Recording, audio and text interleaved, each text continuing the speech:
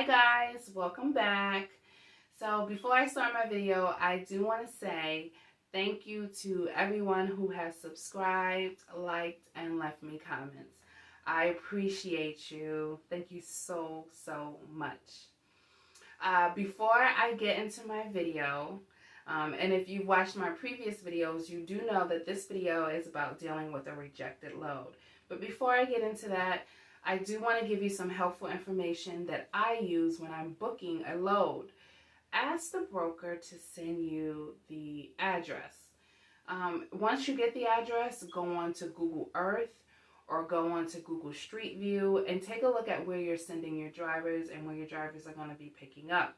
Because no driver wants to go to a place where it's hard for them to back in their trailer. Now, if you're an independent contractor, that is one of the fastest ways for an owner-operator to cancel their contract with you. They don't want to go anywhere where it's hard for them to get in. So what we're doing is we're adding value to ourselves. Okay, you do have to go the extra mile. It's not something that's required, but in this industry, especially if you're an independent dispatcher, you want to start adding value to yourself. Okay, so that's my little cookie for today. Now, let's get into the meat and potatoes of this video. Guys, I received a call from my driver in the evening, and he told me that he made it to his destination and the receiver refused the load. It was due to ant infestation. He had nacho potato chips on his load.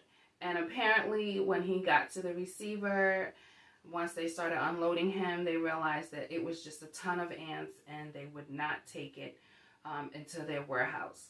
So my driver pulled over to the side of the road and he called me, which was the best thing that he could have done because it could have went so many different ways. For example, if my driver refused to leave, the police would have been called. The police would have told him, that he would have to leave the premises.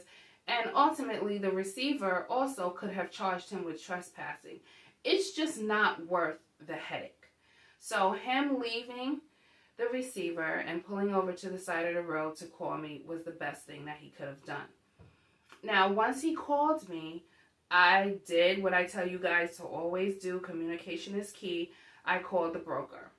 Well, it was after hours. And so I got their after hours department who basically told me that they had an open ticket for me and that they would be in contact with me soon.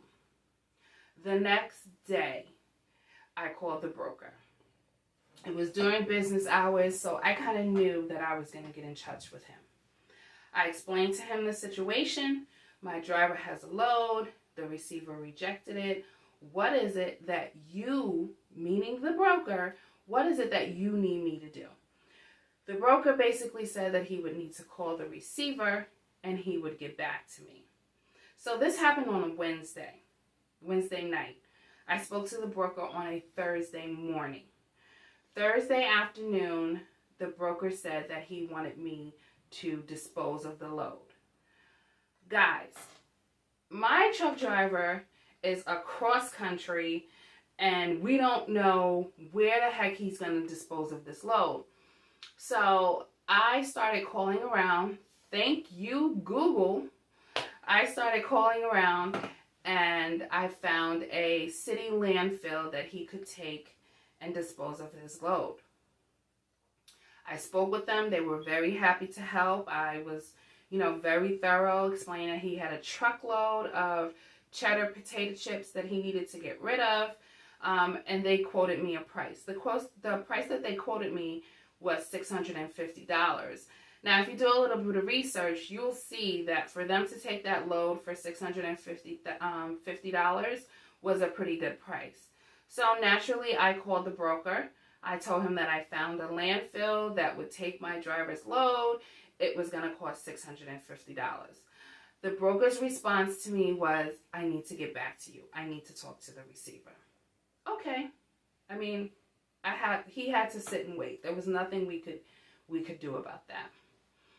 So the broker calls me back in the evening, mind you. So now we've lost one day of my driver sitting on that load.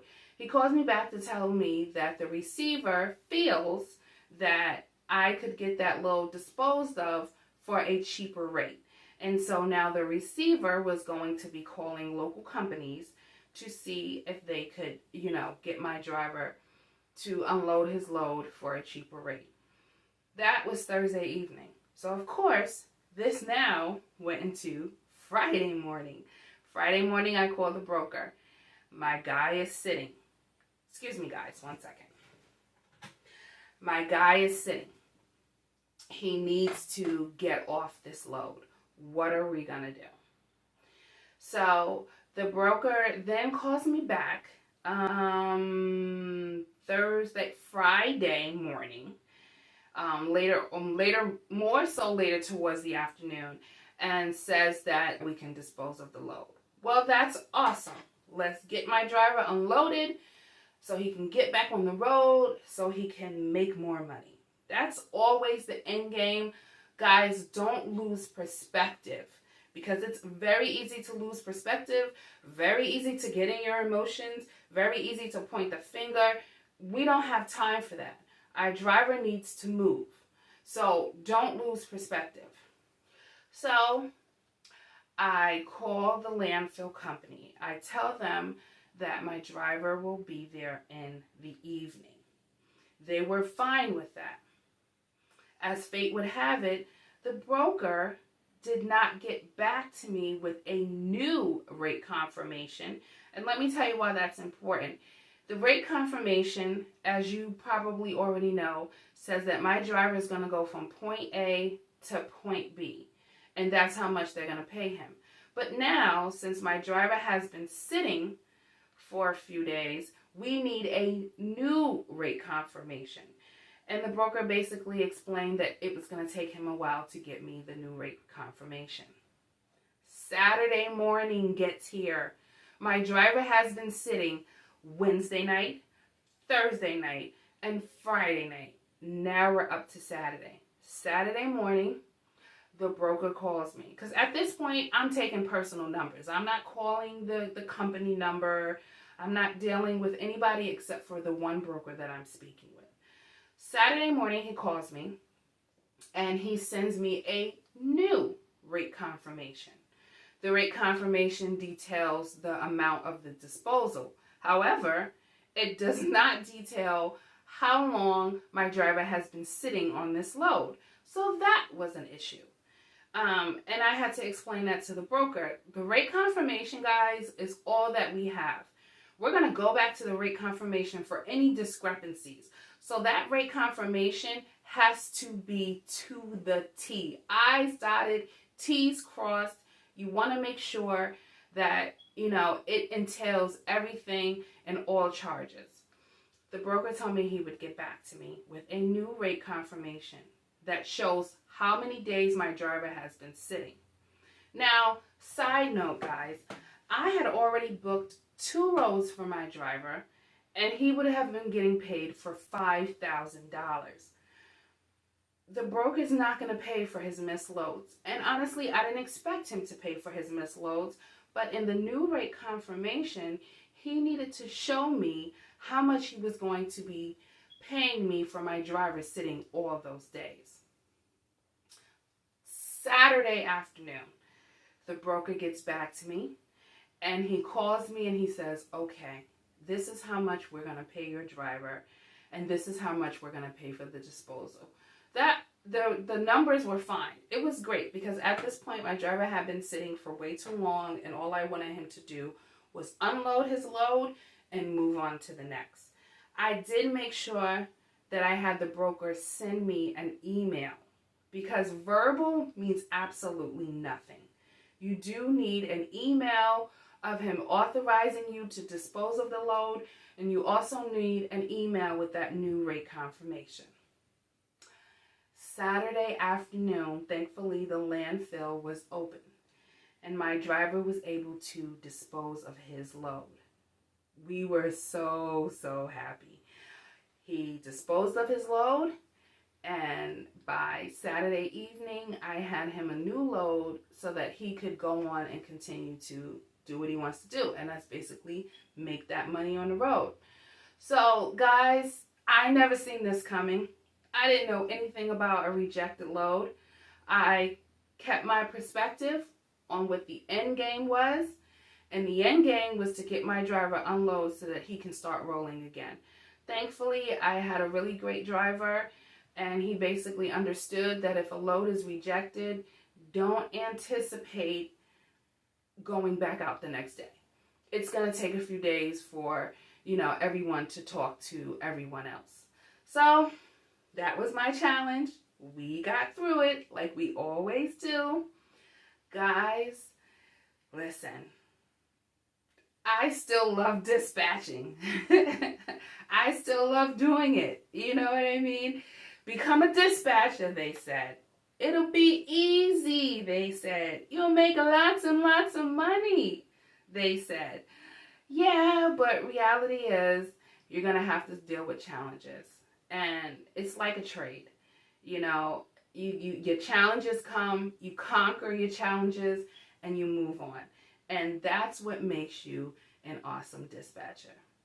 So guys, if you like this video, this is how I handle my situation. If you're in training right now, you may want to ask your trainer how to deal with rejected loads. Like I said, it was my situation and this is just how I dealt with it. But it's still all worth it. Guys, I'm still working from home, the comfort of my home. And I absolutely love it. So please like and subscribe and comment if you like, and pass this on to someone else who is sharing this dispatching journey with us. I think they would benefit from it as well. Okay?